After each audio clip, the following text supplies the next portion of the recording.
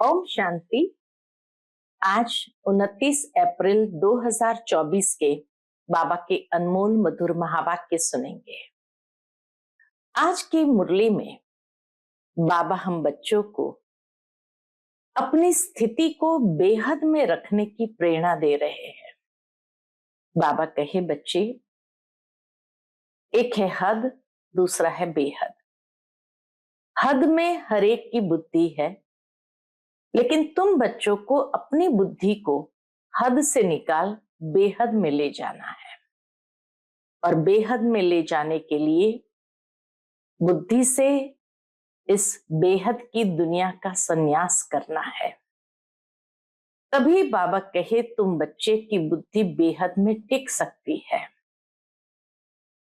दूसरी बात बाबा ने बताई कि बच्चे, बुद्धि के अंदर जितना स्वदर्शन चक्र घूमता रहेगा, अर्थात कि जो कुछ ड्रामा में हो रहा है वह सब नूंद है। बनी बनाई बन रही, अब कुछ बननी नहीं, और होनी होकर के ही रहती है। बाबा कहे सेकंड का भी फर्क नहीं पड़ सकता है। ये वर्ल्ड की हिस्ट्री ज्योग्राफी रिपीट हो रही है, तो यह बातें अच्छी तरह बुद्धि में आ जाए तो बुद्धि बेहद में टिक जाए। बेहद में टिकने के लिए तीसरी बात कि ये स्मृति में रहे कि अब महाविनाश होना है और हमें वापस अपने घर जाना है। जरूर है कि घर जाएंगे तो पावन बन करके ही जाएंगे, तो जितना पावन होते जाएंगे, बुद्धि शुद्ध और पवित्र बनती जाएंगी, उतना बेहद में टिकना आसान होगा। तो सुनते हैं आज के बाबा के अनमोल मधुर महावाक्य। ओम शांति। मीठे बच्चे, ये सच्चा सच्चा सत्य का संग है ऊपर चढ़ने का। सत्य के संग से ही हम ऊपर चढ़ सकते हैं। तुम अभी सत्य बाप के संग में आए हो, इसीलिए झूठ संग में कभी नहीं जाना। आज की मुरली से प्रश्न है, तुम बच्चों की बुद्धि किस आधार पर सदा बेहद में टिक सकती है? उत्तर, बुद्धि में स्वदर्शन चक्र फिरता रहे। जो कुछ ड्रामा में चल रहा है ये सब नूंद है। सेकंड का भी फर्क नहीं पड़ सकता, तो चिंता किस बात की? वर्ल्ड की हिस्ट्री ज्योग्राफी रिपीट होनी है, यह बात बुद्धि में अच्छी तरह आ जाए तो बेहद में टिक सकते हो। बेहद में टिकने के लिए ध्यान पर रहे कि अब विनाश होना है, हमें वापस घर जाना है। पावन बन करके ही हम घर जाएंगे। ओम शांति। मीठे मीठे रूहानी बच्चों प्रति रूहानी बाप बैठ समझाते हैं। समझाते उनको है, इसको जो बेसमझ है। स्कूल में टीचर पढ़ाते हैं क्योंकि बच्चे बेसमझ है। बच्चे पढ़ाई से समझ जाते हैं। तुम बच्चे भी पढ़ाई से समझ जाते हो। हमको पढ़ाने वाला कौन है? बाबा कहे पढ़ाई से ही समझ में आता है कि हमको पढ़ाने वाला कौन है। यह तो कभी भूलो नहीं, पढ़ाने वाला टीचर है, सुप्रीम बाप। तो उनकी मत पर चलना है, श्रेष्ठ बनना है। श्रेष्ठ ते श्रेष्ठ होते हैं सूर्यवंशी। बल चंद्रवंशी भी श्रेष्ठ है, परंतु यह है श्रेष्ठ ते श्रेष्ठ। तुम यहां आए हो इसलिए श्रेष्ठ ते श्रेष्ठ बनने। तुम बच्चे जानते हो हमको ऐसा बनना है। ऐसा स्कूल 5000 वर्ष बाद ही खुलता है। ऐसा स्कूल 5000 वर्ष बाद ही खुलता है। यहां तुम समझकर बैठे हो यह सचमुच सत का संग है। सत है ऊंचे ते ऊंच, उनका तुमको संग है। ऊंचे ते ऊंच का तुम्हें संग है। वह बैठकर सतयुग का श्रेष्ठ ते श्रेष्ठ देवता बनाते हैं, अर्थात फूल बनाते हैं। तुम कांटे से फूल बनते जाते हो। कोई फौरन बन जाते, कोई को टाइम लगता है। बच्चे जानते हैं यह है संगम युग। सो भी सिर्फ बच्चे जानते हैं। निश्चय है कि यह पुरुषोत्तम बनने का युग है। पुरुषोत्तम भी कौन सा? ऊंचते ऊंच आदि सनातन देवी देवता धर्म के जो महाराजा महारानी है, वह बनने लिए तुम यहां आए हो। तुम समझते हो हम आए हैं बेहद के बाप से बेहद का सतयुगी सुख लेने। हद की जो भी बातें हैं वह सब खत्म हो जाती है। हद के बाप, हद के भाई, चाचे, काके, मामे, हद की पाई पैसे की मिल्कियत आदि सब जिसमें बहुत मोह रहता है, ये सब खलास हो जाना है। हाँ, बाबा कहे यह बात तुम जानते हो कि हद की जो भी बातें हैं सब खलास हो जाना है। बाप समझाते हैं यह मिल्कियत सब हद की है। अभी तुमको बेहद में चलना है। बेहद मिल्कियत प्राप्त करने के लिए तुम यहां आए हो। और तो सब है हद की चीजें। शरीर भी हद का है, बीमार पड़ता है, विनाश हो पड़ता है, अकाले मृत्यु हो जाता है। आजकल तो देखो क्या क्या बनाते रहते हैं। साइंस ने भी कमाल कर दी है। माया का पंप कितना है। साइंस वाले खूब हिम्मत कर रहे हैं। जिनके पास बहुत महल माड़ियां आदि है, वह तो समझते हैं अभी हमारे लिए सतयुग है। ये नहीं समझते कि सतयुग में एक धर्म होता है, वह नई दुनिया होती है। बाप कहते हैं बिल्कुल ही बेसमझ है। तुम कितने समझदार बनते हो। ऊपर चढ़ते हो, फिर सीढ़ी नीचे उतरते हो। सतयुग में तुम समझदार थे। बाबा स्मृति दिलाते हैं सतयुग में तुम समझदार थे, फिर 84 जन्म लेते लेते बेसमझ बनते हो। फिर बाप आकर समझदार बनाते हैं। जिसको समझदार को क्या कहेंगे? समझदार माना पारस बुद्धि, जिसको पारस बुद्धि कहते हैं। तुम जानते हो हम पारस बुद्धि बहुत समझदार थे। गीत भी है ना, बाबा आप जो वर्षा देते हैं, सारी जमीन आकाश के हम मालिक बन जाते हैं। तुम्हें पाके हमने सारा जहां, जहां तो क्या आसमान पा लिया। तो बाबा कहे गीत भी है ना कि सारी जमीन आकाश के हम मालिक बन जाते हैं। कोई भी हमसे छीन नहीं सकता, कोई का दखल नहीं हो सकता। बाप बहुत बहुत देते हैं। कितना देते हैं? अथाह देते हैं। इससे जास्ती कोई झोली भर न सके।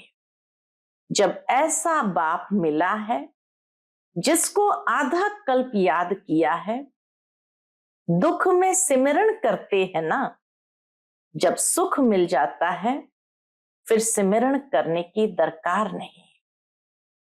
दुख में सब सिमरण करते हैं, हाय राम, ओ राम, ऐसे अनेक प्रकार के अक्षर बोलते हैं।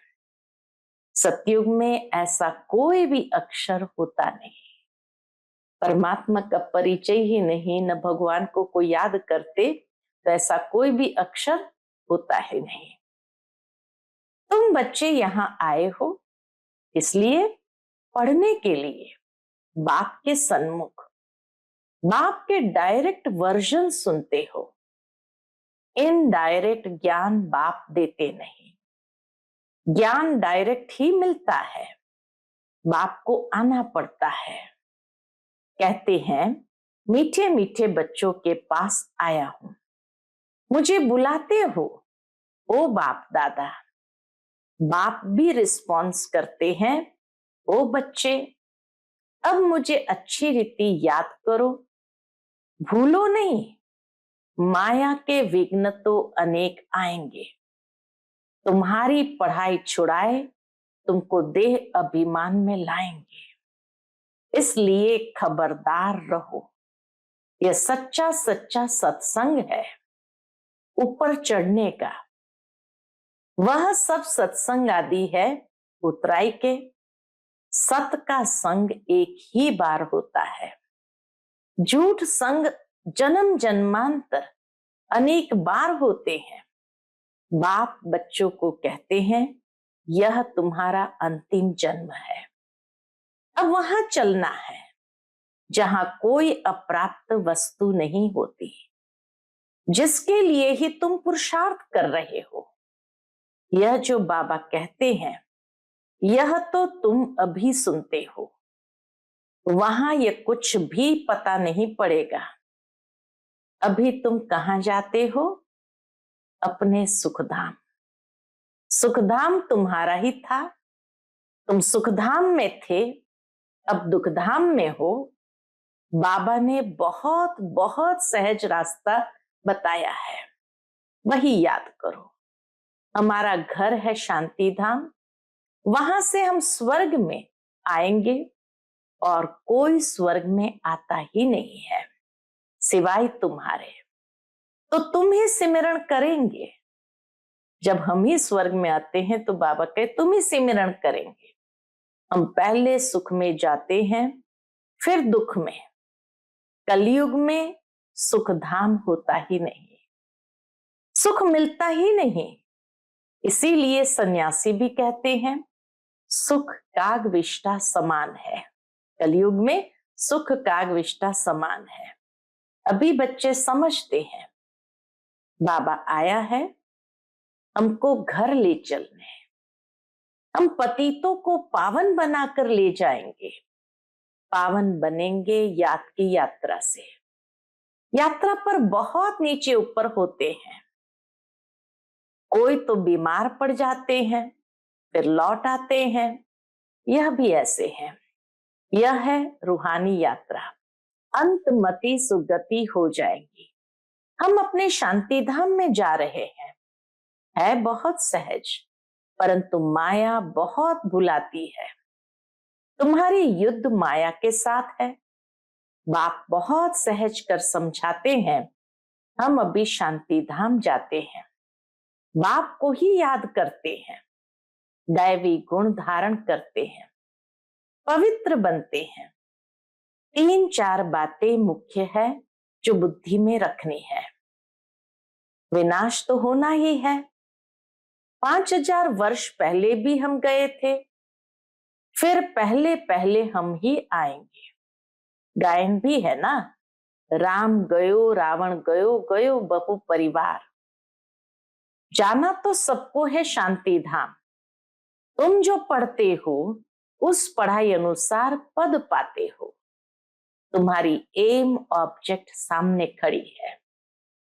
कोई कहे हम साक्षात्कार करें, यह चित्र लक्ष्मी नारायण का साक्षात्कार नहीं है तो फिर क्या है?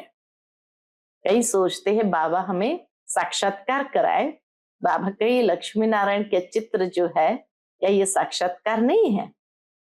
इसके सिवाय किसका साक्षात्कार करना है? बेहद के बाप का, और तो कोई साक्षात्कार काम के है नहीं। बाबा कहे और तो कोई साक्षात्कार काम के नहीं। बाबा का साक्षात्कार चाहते हैं, बाबा से मीठी और कोई चीज नहीं। बाप कहते हैं मीठे बच्चों पहले अपना साक्षात्कार किया है।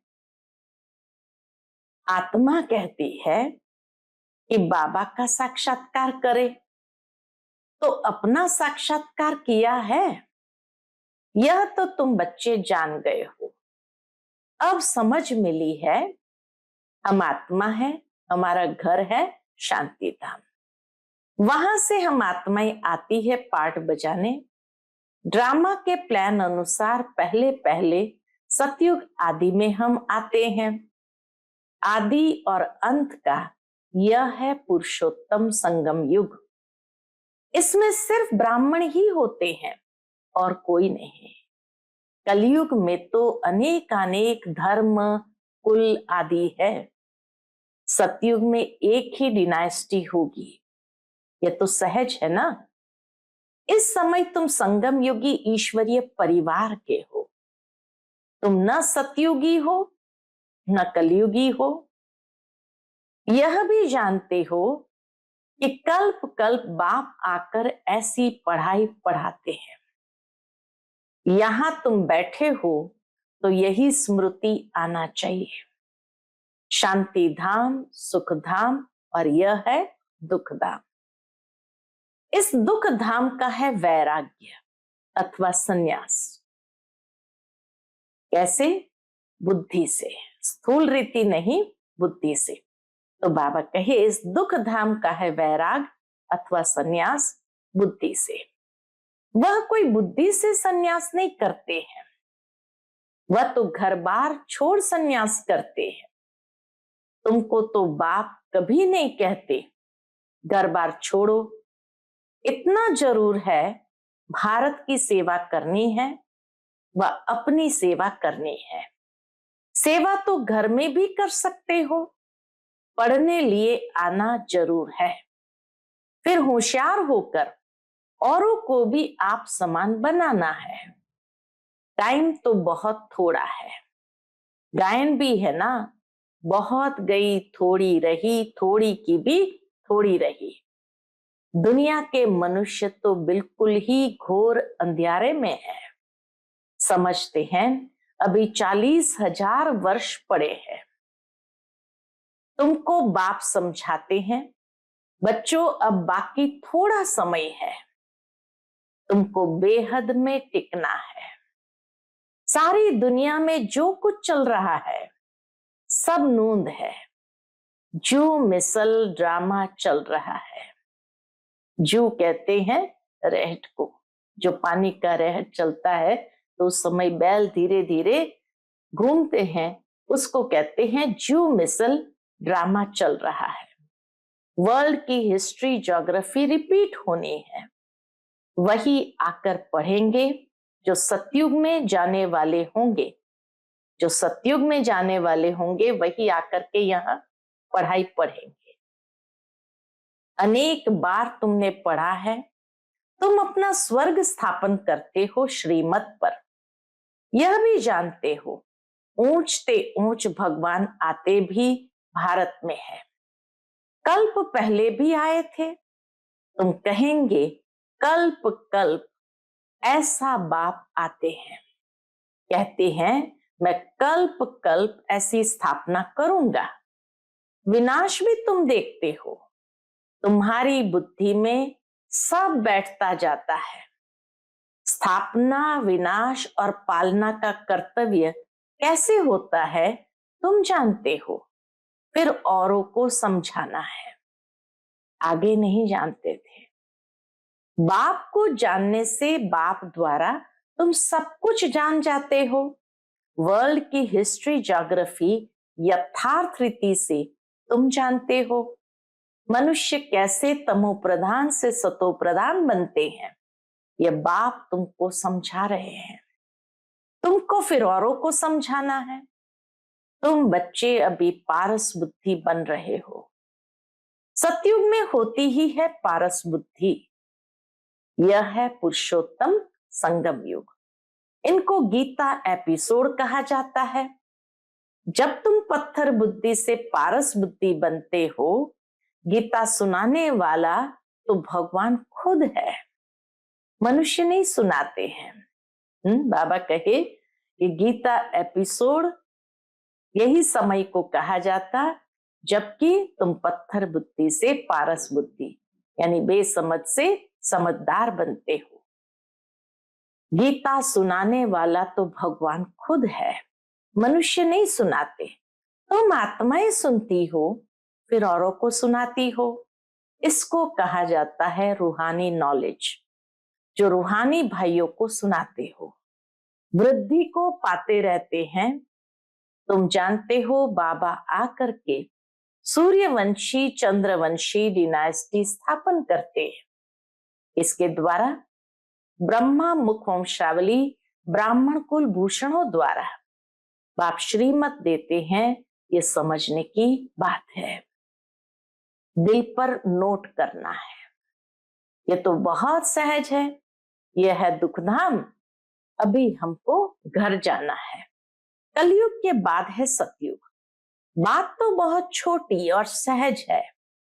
भल तुम न पढ़े हो तो भी कोई हर्जा नहीं है। जरूरी नहीं कि ज्ञान समझने के लिए पढ़े लिखे ही होना चाहिए। जो पढ़ना जानते हैं उनसे फिर सुनना चाहिए। शिव बाबा है सब आत्माओं का बाप। अभी उनसे वर्षा लेना है। बाप पर निश्चय करेंगे तो स्वर्ग का वर्षा मिलेगा। अंदर में भी अजपा जाप चलता रहे। शिव बाबा से बेहद सुख स्वर्ग का वर्षा मिल रहा है।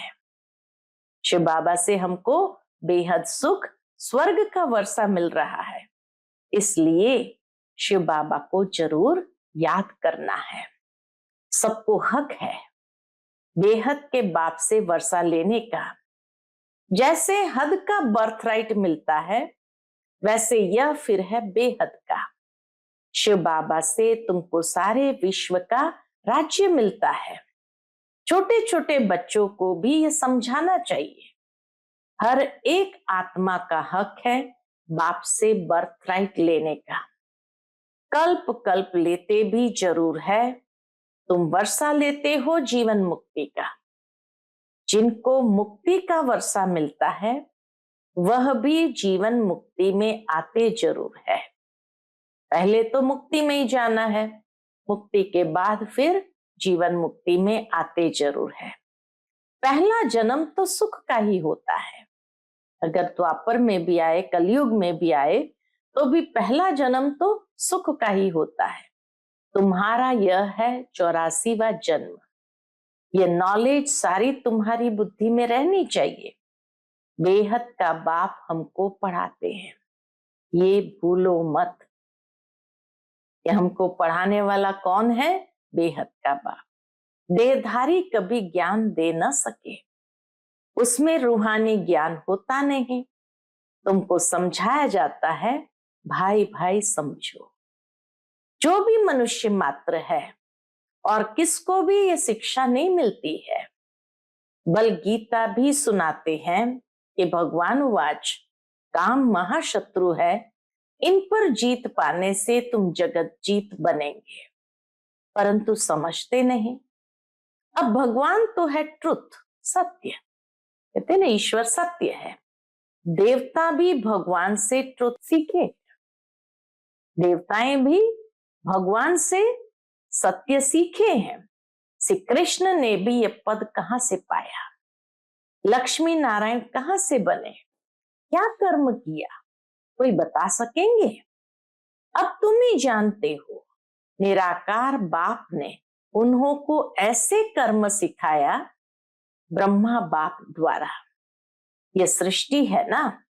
अभी तुम हो प्रजापिता ब्रह्मा कुमार कुमारियां। तुम्हारे पास नॉलेज है रूहानी बाप की। तुम समझते हो हम भगवान को जान गए हैं। ऊंचते ऊंच व निराकार है, उसका साकार रूप नहीं। बाकी जो भी देखते हो वह साकार है। मंदिरों में भी लिंग देखते हो, अर्थात उनको शरीर नहीं। ऐसे नहीं कि वह नाम रूप से न्यारा है। हाँ, और सब देहधारियों के नाम पढ़ते हैं, जन्म पत्री है। शिव बाबा तो है निराकार, उनकी जन्म पत्री नहीं है। श्री कृष्ण की है नंबर 1। शिव जयंती भी मनाते हैं। शिव बाबा है निराकार कल्याणकारी। बाप आते हैं तो जरूर वर्षा देंगे। उनका नाम शिव है। वह बाप, टीचर, सतगुरु तीनों ही एक है। इतना अच्छी रीति पढ़ाते हैं। बाबा आकर के हम बच्चों को कितना अच्छी रीति पढ़ाते हैं। अच्छा, मीठे मीठे सिकिलते बच्चों प्रति माता पिता बाप दादा का याद प्यार और गुड मॉर्निंग। रूहानी बाप की रूहानी बच्चों को नमस्ते। हम सभी रूहानी बच्चों की रूहानी माता पिता बाप दादा को याद प्यार, गुड मॉर्निंग और नमस्ते। नमस्ते। शुक्रिया बाबा, शुक्रिया। आज की मुरली से धारणा के लिए मुख्य सार है। पहली पॉइंट, इस दुख धाम का बुद्धि से संन्यास कर शांति धाम और सुख धाम स्मृति में रखना है। भारत की व अपनी सच्ची सेवा करनी है। सबको रूहानी नॉलेज सुनानी है। दूसरी पॉइंट, अपना सतयुगी जन्म सिद्ध अधिकार लेने के लिए एक बाप में पूरा निश्चय रखना है। अंदर से अजपा जाप करते रहना है। पढ़ाई रोज जरूर पढ़नी है। आज का बाप दादा का मधुर वरदान हम बच्चों के प्रति है।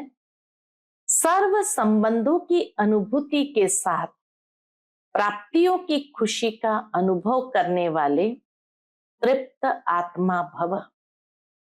सर्व संबंधों की अनुभूति के साथ प्राप्तियों की खुशी का अनुभव करने वाले तृप्त आत्मा भव। जो सच्चे आशिक है वह हर परिस्थिति में, हर कर्म में सदा प्राप्ति की खुशी में रहते हैं। कई बच्चे अनुभूति करते हैं कि हाँ, वह मेरा बाप है, साजन है, बच्चा है, लेकिन प्राप्ति जितनी चाहते हैं उतनी नहीं होती। तो अनुभूति के साथ सर्व संबंधों द्वारा प्राप्ति की महसूसता हो। ऐसे प्राप्ति और अनुभूति करने वाले सदा तृप्त रहते हैं। उन्हें कोई भी चीज की अप्राप्ति नहीं लगती। जहां प्राप्ति है वहां तृप्ति जरूर हो। जहां प्राप्ति है वहां तृप्ति जरूर है। आज का स्लोगन है, निमित्त बनो तो सेवा की सफलता का शेयर मिल जाएगा। निमित्त बनो तो सेवा की सफलता का शेयर मिल जाएगा। जब कोई भी कार्य निमित्त समझते हुए करते हैं, अर्थात वहां निर्माणता होती है, और निर्माणता के कारण जो सेवा करते हैं वहां सफलता अवश्य प्राप्त होती ही है। जहां ईगो है वहां सफलता हो ही नहीं सकती। मैंपन का भाव आया तो मैंपन कहां तक सफलता दिलाता है? जहां करण करावनहार बाबा है, ये स्मृति रहती है तो सफलता हुई पड़ी है। अच्छा, ओम शांति।